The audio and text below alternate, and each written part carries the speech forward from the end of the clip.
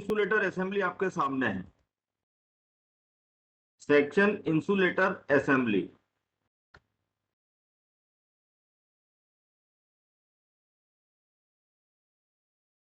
मैं थोड़ा आपसे जानना चाहूंगा, कोई भी व्यक्ति इसके बारे में दो सेंटेंस बोलना चाहे तो बोल सकता है।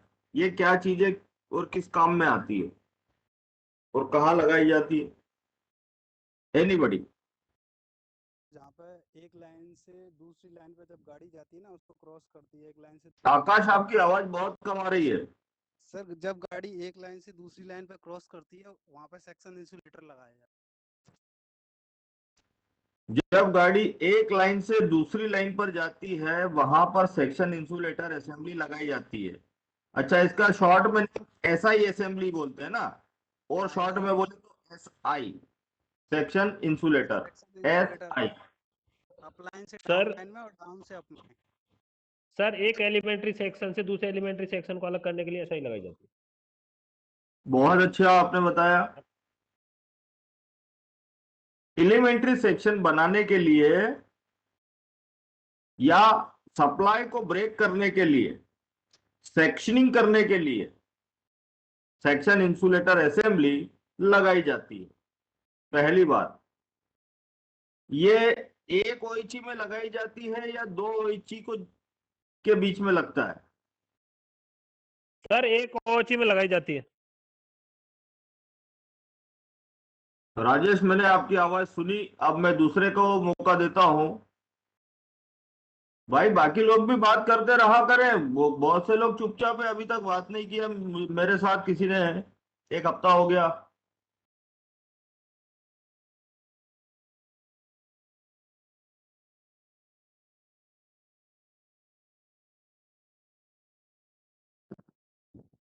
सर एक ही ओएचई की सेक्शन में लगाई जाती है।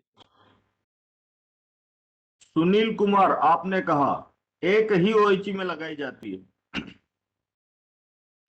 तो इस इंसुलेटर के लेफ्ट और राइट में तो दो अलग अलग हो गया ना वायर, तो दो ओइची नहीं हो गई?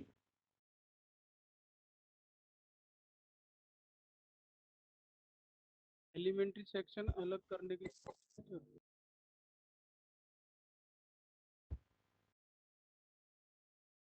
सर 2 एच में लगती है। बंटी, आपका कहना दो ओइची में लगती है? सर आप कंफ्यूज हो रहे हो लगता है। अच्छा, चलिए एक बात बताइए, एलिमेंट्री सेक्शन टर्म यहां पर आया, तो एलिमेंट्री सेक्शन बोलते किसको है? एलिमेंट्री एक ही सेक्शन ओएची की एच एक ही रहता है, मतलब वहाँ डाउन और अप लाइन के बीच में भी लगता है सर, क्रॉस ओवर पे। अरे यार, मैं जो सवाल पूछता हूँ वहां पे जवाब नहीं देते हो, कुछ आप पुराने वाले क्वेश्चन में उलझ गए हो। मेरा अभी लेटेस्ट क्वेश्चन है कि एलिमेंट्री सेक्शन किसे कहा जाता है? जिसके पास बेहतर उत्तर है जरूर बोले। सर एलिमेंट्री ओएची का सेक्शन छोटा सा छोटा दो भाग। एलिमेंट्री अरे सेक्शन को यार अलग करने के लिए सर, दो एलिमेंट्री सेक्शन को अलग करने के लिए एक मिनट, आप फिर गड़बड़ करते हो, हेंड्रिक्स वाला ऑप्शन लाना पड़ेगा। एक मिनट, सभी चुप हो जाइए। हैंडल्स करके रखिए, मुझे यहाँ पे दिखाई देगा लिस्ट में, मैं बोलूंगा फिर उसी को बोलना है।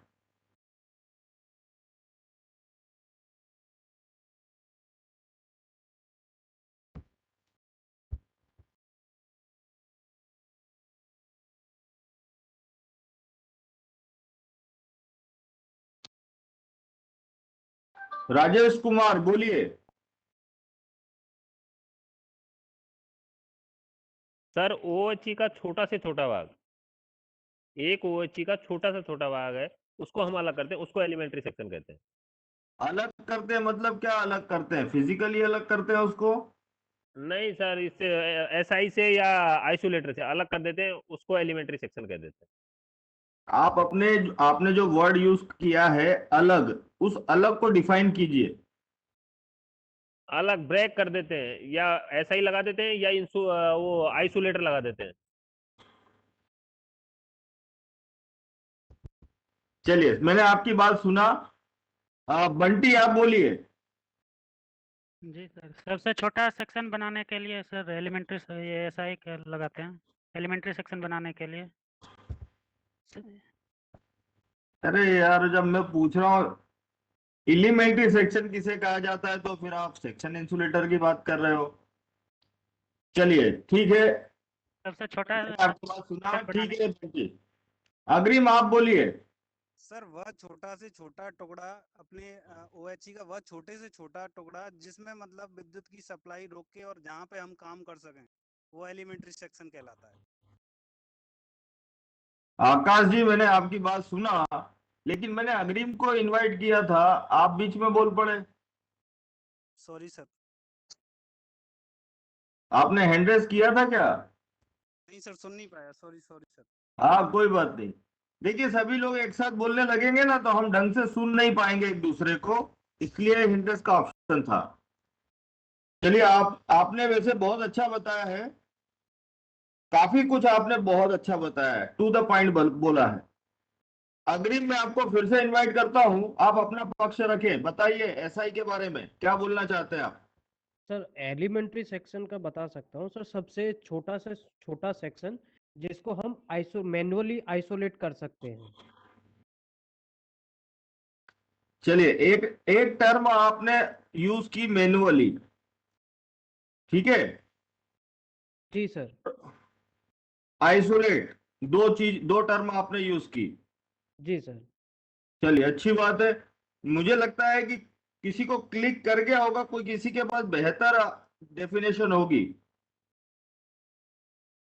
और भी कोई व्यक्ति बोलना चाहता है? एलिमेंट्री सेक्शन, सुनील कुमार, आपने हैंड रेस किया, स्वागत है आपका, बोलिए। सर ये स्टेशनों पर लगाया जाता है, स्टेशन का छोटा पार्ट। यार, मेरे को आप लगता है कि समझ नहीं पा रहे हो। मैंने दो चीज बात की थी, एक हुआ था सेक्शन इंसुलेटर असेंबली, जहां से हमने स्टार्ट लिया, उसको फिर कामा लगा के फुल स्टॉप लगा के हमने ब्रेक कर दिया। दूसरी बात मैं बोल रहा हूं एलिमेंट्री सेक्शन, और पूरी बेच लगता है कि वहां पे इंटेंगल हो गई है। एलिमेंट्री सेक्शन और सेक्शन इंसुलेटर असेंबली दोनों अलग अलग चीजें हैं।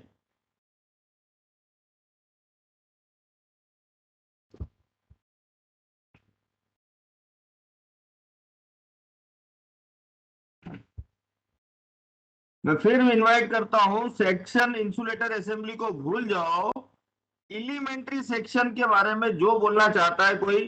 चलिए, नया हैंडरेस दिखाई दे रहा है, महेश आप बोलना चाहते हैं, बोलिए।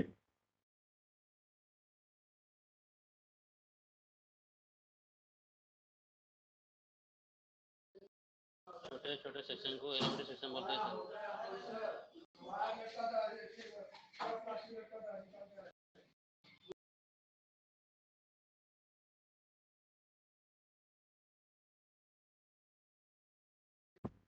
भाई, आपको सेक्टर सबसे, चलिए, ओके महेश, धन्यवाद। अजय कुमार, आप कुछ बोलना चाहते हैं, बोलिए। जी सर, मैं अभी न्यू हूँ लेकिन मैं कोशिश कर रहा हूँ बताने का सर। मतलब जय सर ने बताया था एक बार स्टेशन के पास हाँ, कि स्वागत है आपका, प्रयास करो। एलिमेंट्री सेक्शन क्या होता है। सर जय साहब ने बताया था कि जो OHE होती है, OHE का छोटे छोटा सेक्शन वह जिसकी सप्लाई हम रिमोटली, मैनुअली और एक कम्बिनेशन किसी भी प्रकार से काटी जा सकती है, उसे एलिमेंट्री सेक्शन कहते हैं। सुपर, अजय कुमार, स्वागत है आपका, बहुत अच्छा आपने डिफाइन किया। सिंपल सा Thank you, यही हमारा कहना है। देखिए, सबसे बड़े पार्ट को हम बोलते हैं फीडिंग जोन, जो एक TSS फीड करता है। उससे छोटा पार्ट होता है आपका CB का, ठीक है, उसे हम बोलते हैं सेक्टर। तो एक सेक्टर CB फीड करता है। उससे छोटा पार्ट होता है सब सेक्टर, जो आप दो स्विचिंग स्टेशन के बीच में, यानी दो स्विचिंग पोस्ट के बीच में आप स्विच करते हो, ठीक है, उसको आप रिमोटली स्विच करते हो। तीसरा पार्ट होता है और उससे छोटा, एलिमेंट्री सेक्शन। एलिमेंट्री सेक्शन का सिंपल सा मीनिंग यह है कि आप OHE का छोटे से छोटा, कितना छोटा पार्ट को आप बंद कर सकते हो। सीधी बात, चालू भाषा में बोले तो OHE का छोटे से छोटा भाग वो कितना छोटा, 100 metre, 200 metre, 500 metre, 1 kilometre, 10 kilometre, कितना छोटा, ठीक है, उससे छोटा आप उसको स्विच नहीं कर सकते, वो होता है आपका एलिमेंट्री सेक्शन। अब ये कॉम्बिनेशन आप या तो किसी एक आइसोलेटर की वजह से भी बना सकते हो। मान लीजिए कोई लाइन जा रही है, एक आइसोलेटर आपने ओपन किया, तो जहां से जितनी OHE को फीड कर रहा था 100 मीटर 200 मीटर, जैसे धक्का की लाइन होती है, लोडिंग अनलोडिंग की लाइन होती है, उस लाइन को अगर चार्ज आपने आइसोलेटर से किया है, एक आइसोलेटर ओपन कर दिया, दूसरे एंड पे डेड एंड बना हुआ है, तो वो आपका जो सप्लाई है वो ब्रेक हो जाएगी और उधर का पोर्शन आपका बगैर चार्ज के रहेगा।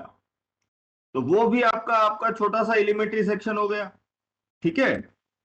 अब चूंकि मेरा टारगेट था SI असेंबली, यहाँ पे आप जान ही रहे थे, वो एलिमेंट्री सेक्शन में उलझ गए।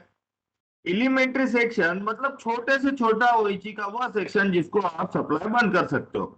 सीधी बात है, बंद करने के हिसाब से सोचोगे तो ज्यादा सुविधाजनक समझ में आएगा।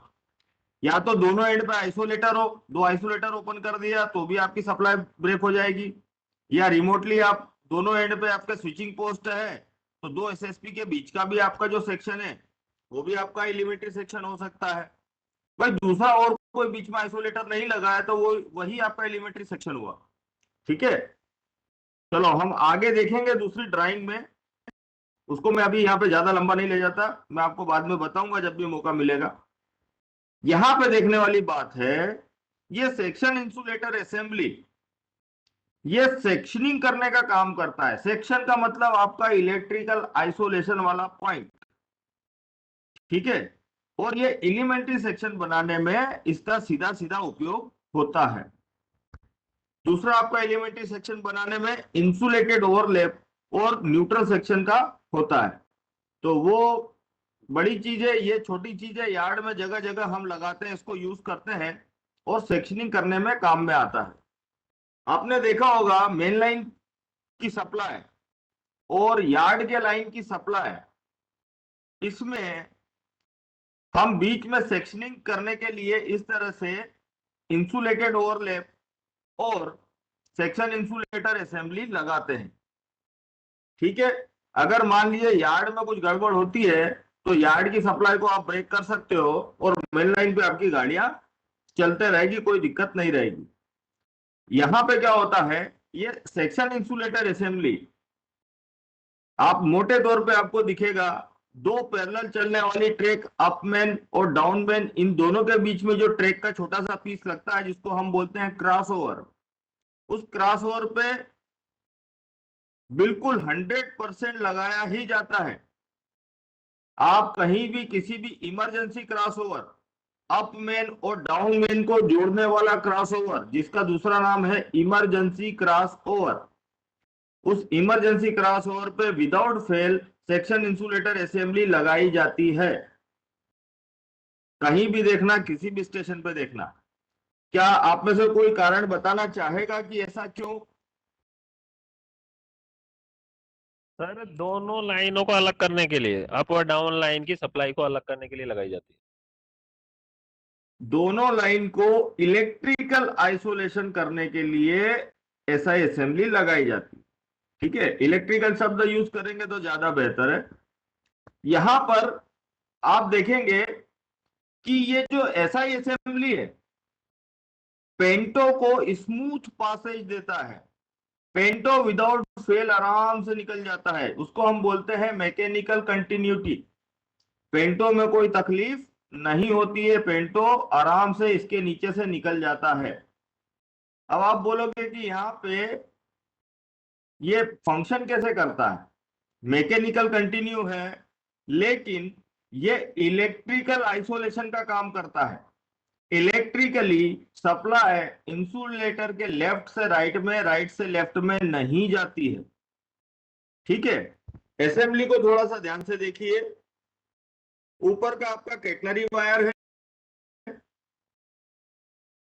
उस कैटनरी वायर में कटिंग इंसुलेटर या 9 टन इंसुलेटर लगा हुआ है। तो कैटनरी वायर की सप्लाई तो कहीं लेफ्ट राइट जा नहीं रही, ठीक है। नीचे है आपका सेक्शन इंसुलेटर, ये सॉलिड कोर सेक्शन इंसुलेटर बोलते हैं इसको। ये सेक्शन इंसुलेटर देखिए, एक क्रॉस बीम लगा हुआ है, एक मिनट बताता हूं। यहां पे आपका कैटनरी, अरे इंसुलेटर का कलर जैसा हो गया, ये तो कलर चेंज करना पड़ेगा। ये ले लेते हैं ब्लू कलर।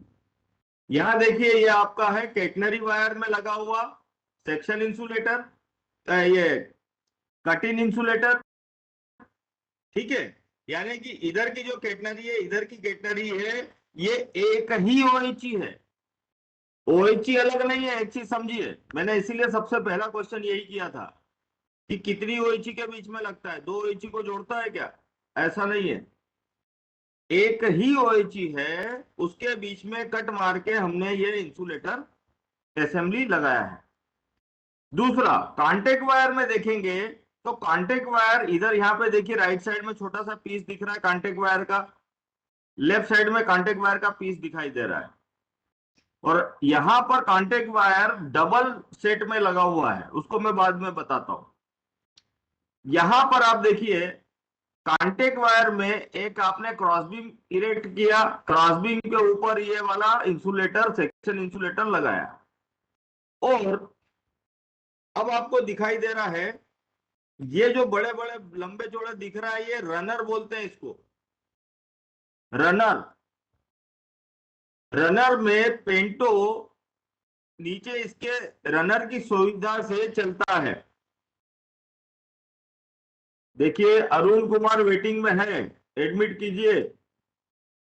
दो पार्टिसिपेंट वेटिंग में है, चलिए एडमिट कर लिया किसी ने, चलिए धन्यवाद।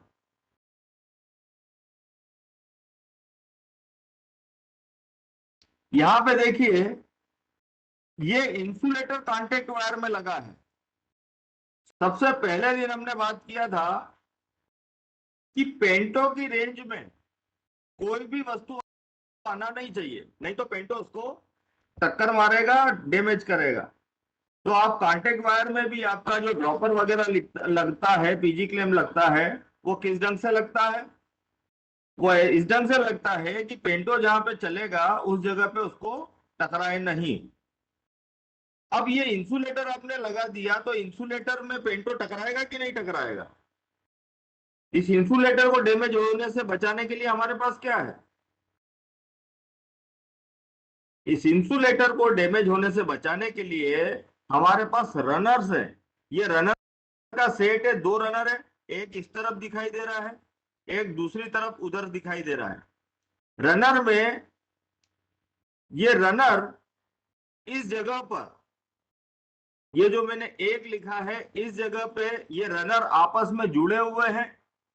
कांटेक्ट वायर की एक स्प्लाइस होती है, स्प्लाइस के ऊपर जुड़े होते हैं, और दो नंबर जहां लिखा है इस तरफ रनर जो है, इसको बोलते हैं फ्री एंड्स।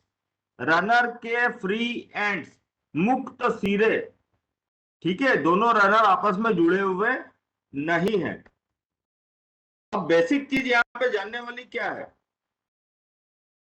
क्या ये सेक्शन इंसुलेटर असेंबली, क्या ये असेंबली के दोनों तरफ अलग अलग सप्लाई होती है क्या, या एक ही सप्लाई होती है? बताइए आपका क्या लॉजिक है? जो सप्लाई तो एक ही होती है सर। राजेश आपने कहा, ठीक है राजेश, और कोई कुछ कहना चाहता है?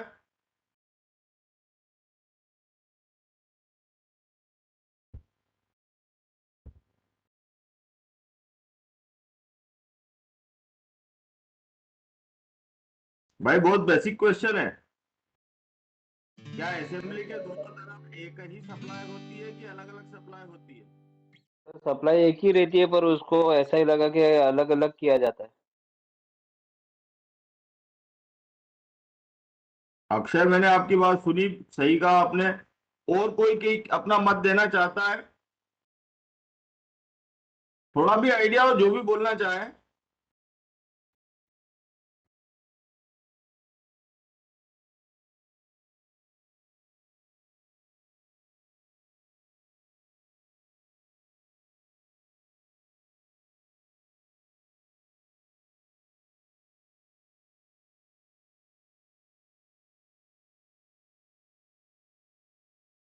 क्या बात है, कोई बोल नहीं रहा है भाई? अभी दो लोगों ने अपना मत भी दिया, आपने सुना होगा। आपका खुद का व्यक्तिगत क्या कहना है वो भी बोल सकते हैं आप। एक ही होती है सर सप्लाई? सर एक ही होती है सर, एक ही होती की है। होती है सर सप्लाई। चलिए, आप सभी लोग एक चीज पे सहमत हैं कि एक मत है कि एसआई के दोनों ओर एक ही सप्लाई होती है। हाँ सर। अब मैं दूसरा एक पॉइंट यहाँ पे रखता हूं, क्या अलग अलग सप्लाई हो सकती है? क्या कोई ऐसी कंडीशन है कि अलग अलग सप्लाई हो सकती है? संभावना है? जी सर, हो सकती है अलग अलग सप्लाई। भाई इधर एक नंबर की तरफ आपकी सप्लाई कुछ और हो, दो नंबर की तरफ सप्लाई कुछ और हो, क्या ये पॉसिबल है? नहीं है सर। नहीं है सर, नहीं है, नहीं है।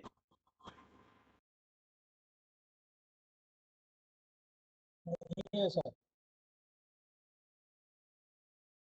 भाई आप वर्स्ट कंडीशन बना लो, जो भी आप सोच सकते हो।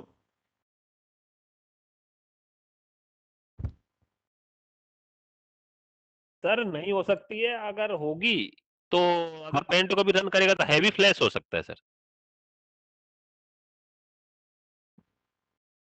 देखिए, सबसे पहली बेसिक बात तो ये है कि हमारी सप्लाई अलग अलग नहीं होती, एक ही सप्लाई में हमारा ये इंसुलेटर असेंबली लगता है।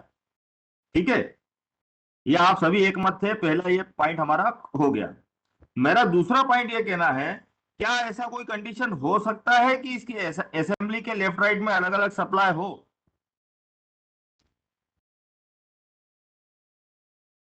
नहीं हो सकती सर।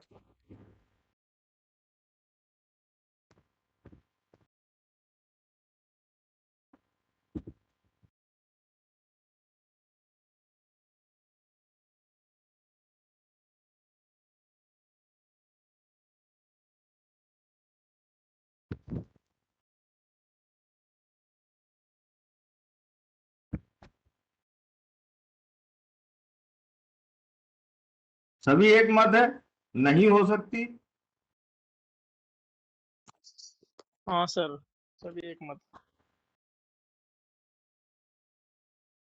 चलिए, कुछ ऐसे कंडीशंस होती है जहां पे कॉर्ड लाइन वगैरह बनती है, आपकी मेन लाइन अलग रह जाती है, कॉर्ड लाइन अलग रह जाती है। ठीक है, वहां पर क्या होता है कि इनकेस अगर कोई टीएसएस बैठ जाता है और कॉर्ड लाइन एक्स्ट्रा लाइंस होती है, वहां पर अगर आप लंबा उसको रन करते हो तो आपका सेक्शनिंग अगर गड़बड़ है तो उस जगह पर आपका दो टीएसएस की सप्लाई एक जगह मिलने का चांस बनता है।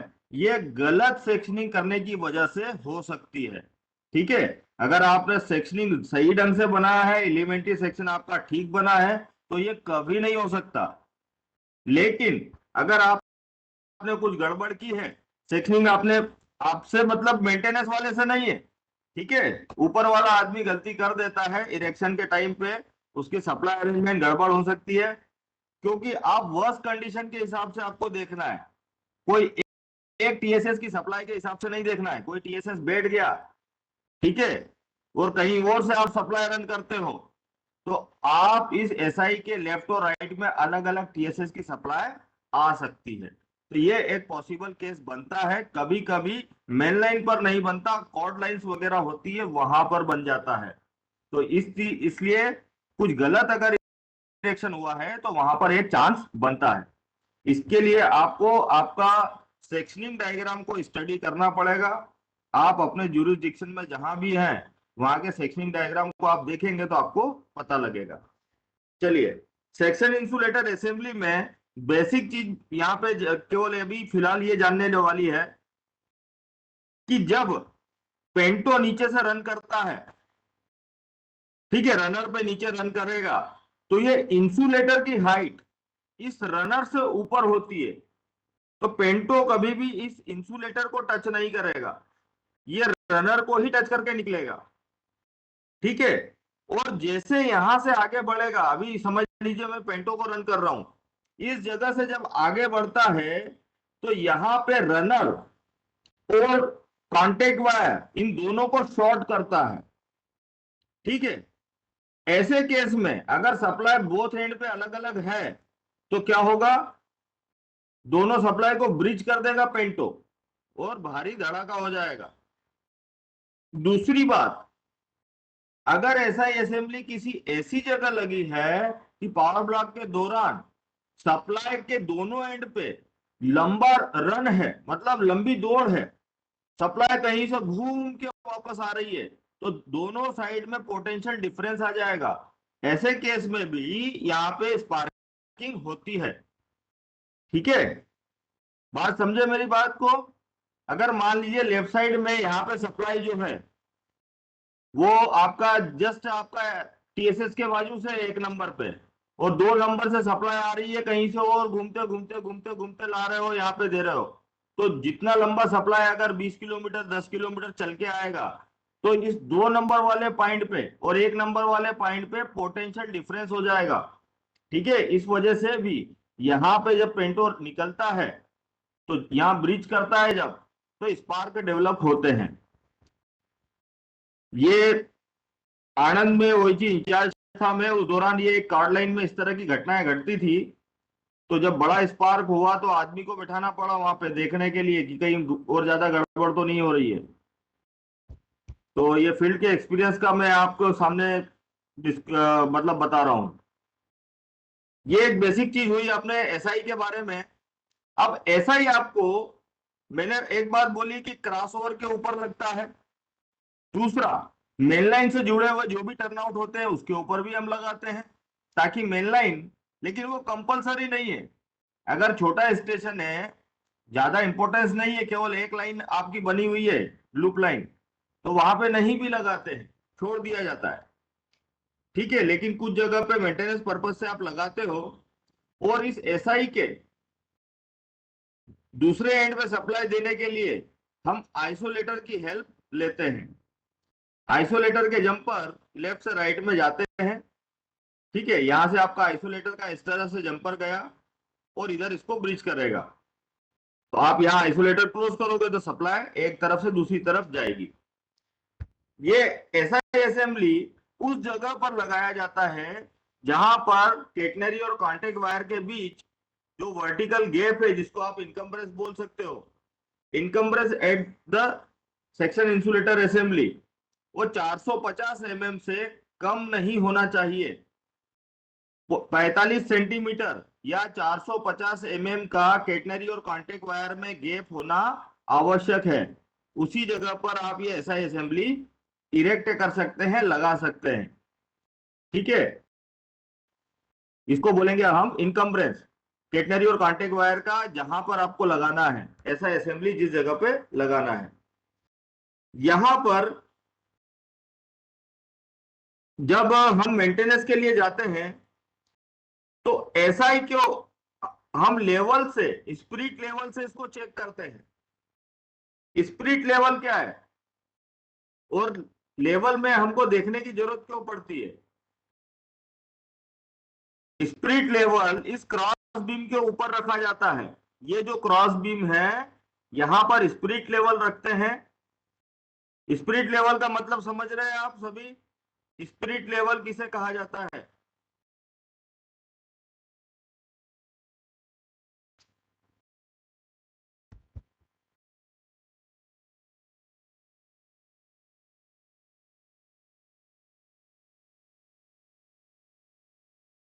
सर वो स्प्लिट लेवल फ्लैटनेस को नापता है, सर मापता है। भाई पृथ्वी के साथ हमको क्षैतिज रखना है कोई चीज को, तो हम स्पिरिट लेवल की मदद से रखते हैं। ठीक है, उसमें एक एयर का बबल होता है, वो एयर बबल को आप सेंटर पे मैच करके रखते हो, जिससे ये मालूम पड़ता है कि आपका जो असेंबली है वो लेवल्ड है। अगर मान लीजिए एक इसका रनर दूसरे रनर से हाइट में डिफरेंस होगा तो क्या होगा? एक रनर मान लीजिए ऊपर है इसकी और दूसरा रनर ये नीचे की तरफ है, तो पेंटो जब यहां से निकलेगा, पास होगा, तो जो नीचे रनर है उसके साथ में पहले टकराएगा, वो टक्कर मारेगा, तो क्या होगा? इस असेंबली को वो पूरा डिस्टर्ब करेगा। ठीक है, और असेंबली डिस्टर्ब होगी तो हो सकता है कि उसका इफेक्ट और भी ज्यादा हो।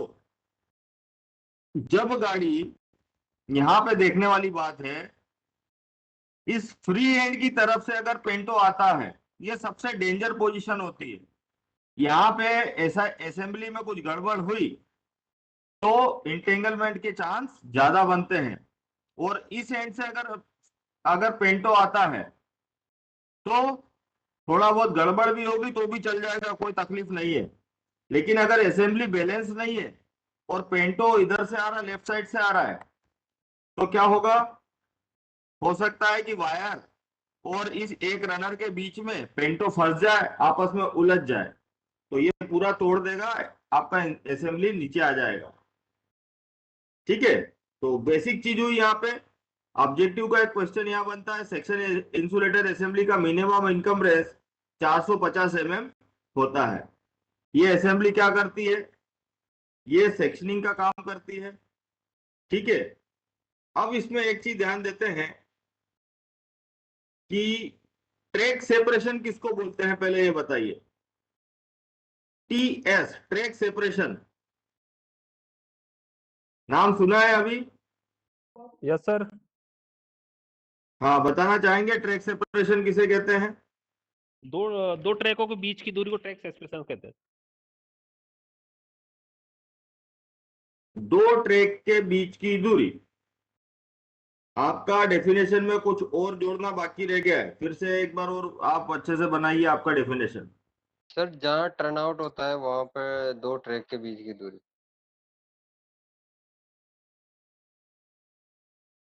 जहां टर्न आउट होता है वहां पर। ठीक है, आपने एक लोकेशन भी ले ली, दो ट्रैक भी आ गई। और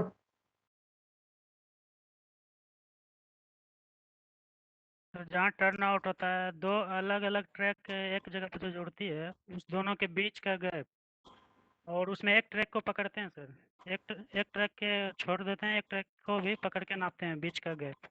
ये जनरली 500 से 700 mm के बीच ही होता है।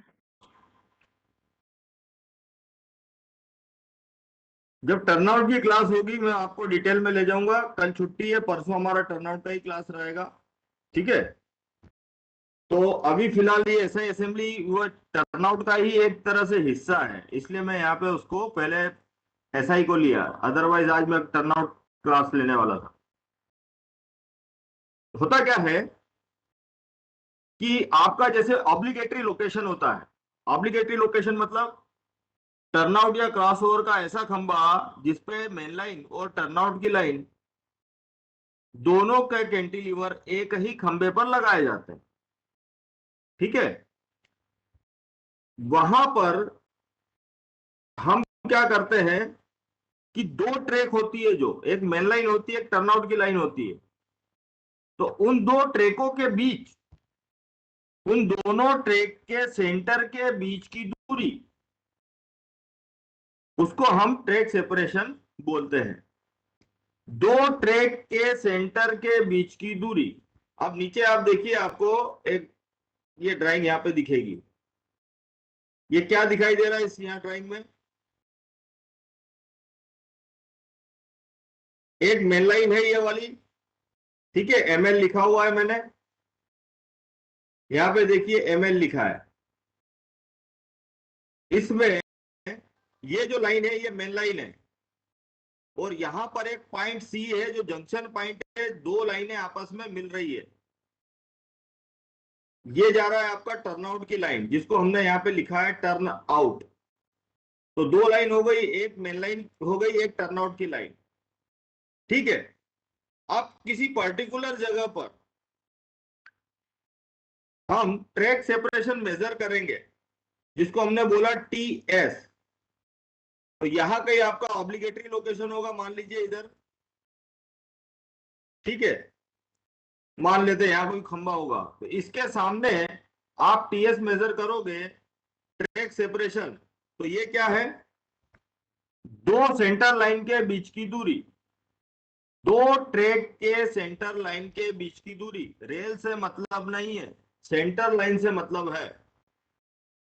अच्छा, 5 मिनट में भी मीटिंग एंड होगी, तो 2:20, तो हम 2:30 को वापस कंटिन्यू होंगे,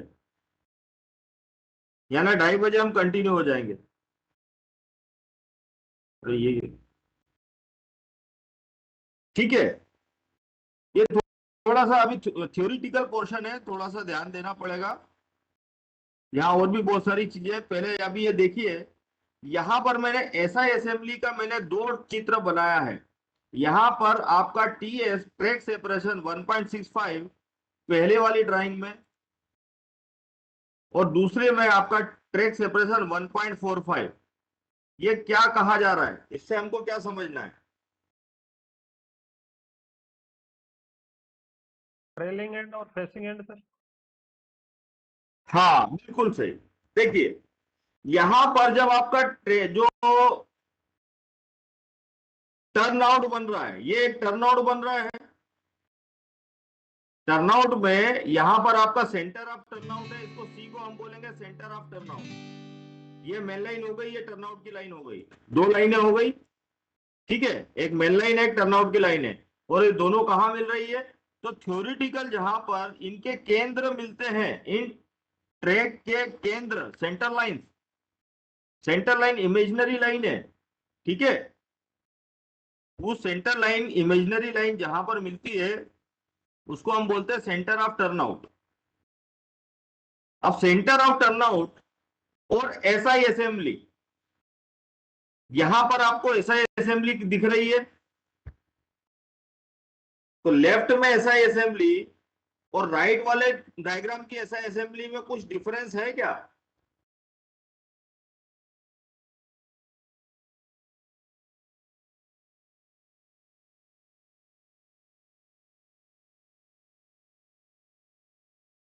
बोलिए बंटी।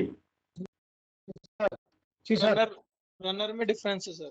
हाँ जी, आप किसी भी तरीके से लगा सकते हो रनर को, या तो रनर इस ढंग से लगाओ पहले वाले केस में, या दूसरे वाले केस में रनर को लगाओ। ठीक है, रनर का यानी पूरी असेंबली का इरेक्शन इस ढंग से करो कि फ्री एंड्स, रनर के फ्री एंड्स, पहले केस में देखो रनर के free ends centre of turnout की तरफ हो, और दूसरे केस में रनर के free ends away from centre of turnout है, यानी कि टर्नआउट के केंद्र से दूर की तरफ है। तो पहले केस और दूसरे केस में हमें क्या ध्यान में रखना रहता है? अब देखिए, जब गाड़ी मेन लाइन से जाती है,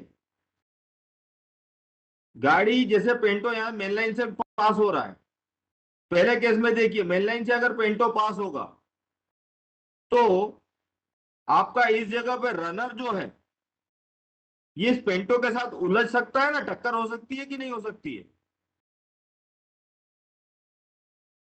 पहले केस में जहां पे मैं अभी रनर मैं पेंटो चला रहा हूं, हो सकती है। तो हम इस टक्कर से बचने के लिए physical clearance, mechanical clearance, electrical clearance, tolerance, ये वो जमाने भर की चीजें होती है, उन सबको जोड़ जाड़ के